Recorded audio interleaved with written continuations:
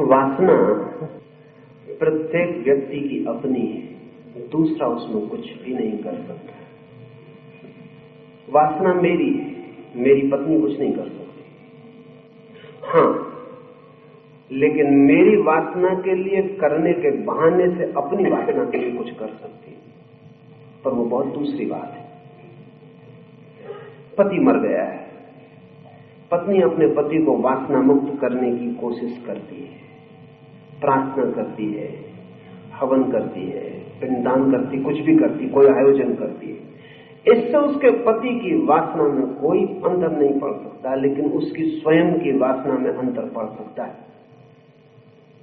और योजना का सीक्रेट यही है। योजना पति की वासना मुक्ति के लिए नहीं है, क्योंकि पति की वासना मुक्ति अगर आप करवा दें तब तो पति को वासना भी पकड़ा सकते हैं आप। तब तो इस दुनिया में मुक्ति मुश्किल हो जाएगी। महावीर मर जाएं और महावीर की पत्नी वासना पकड़ाए तो महावीर क्या करेंगे? क्योंकि जिसे हम मुक्त कर सकते हैं उसे हम बांध भी सकते हैं। तब तो मुक्ति भी बंधन बन जाएगी, तब तो मुक्ति भी असंभव है। नहीं, लेकिन राज दूसरा है, सीक्रेट दूसरा है। वो सीक्रेट साधारणता खोला नहीं गया है।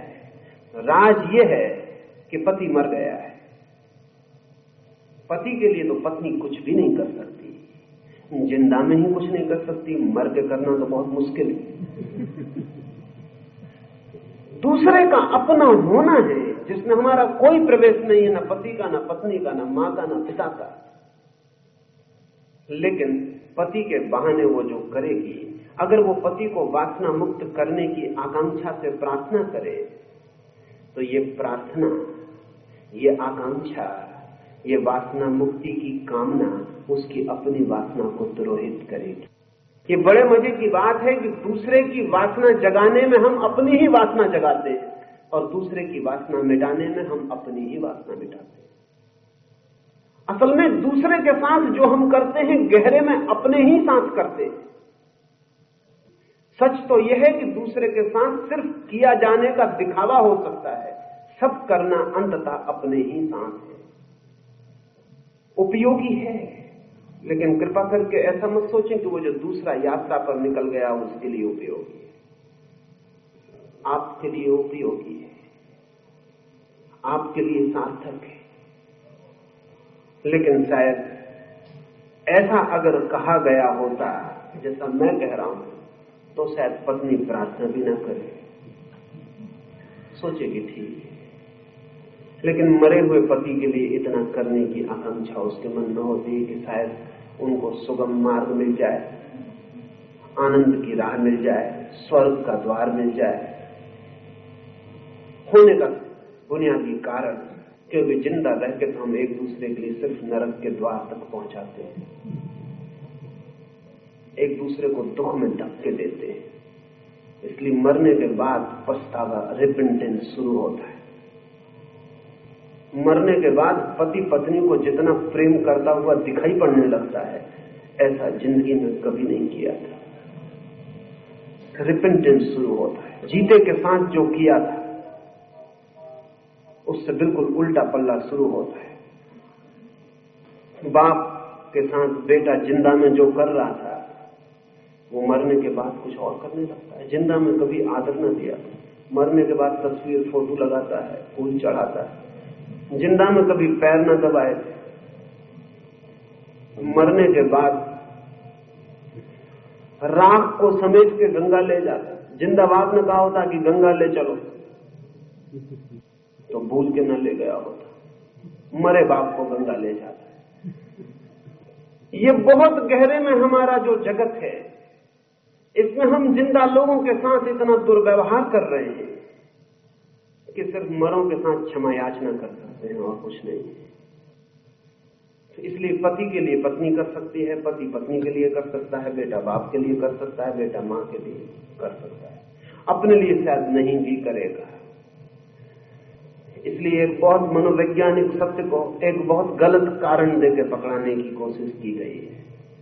वो सत्य केवल इतना है कि हम अपनी वासना को, दूसरे की वासना शांति के लिए किए गए प्रयास से अपनी वासना को शांत करने में सक्षम होते हैं।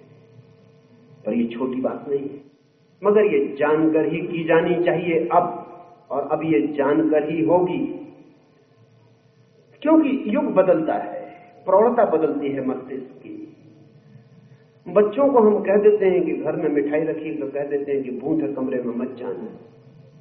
कोई भूत नहीं होता, मिठाई होती, लेकिन मिठाई बच्चा ज्यादा ना खा ले।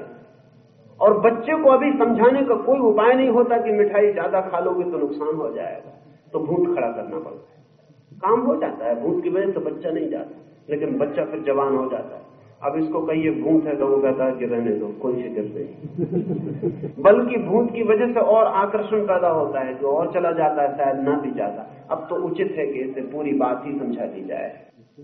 आत्मीयत ने जो जो धारणाएं मनुष्यता के बचपन में निर्मित की थी, वो सभी की सभी अब अस्त व्यस्त हो गई। अब उचित है कि सीधी और साफ बात कह दी जाए।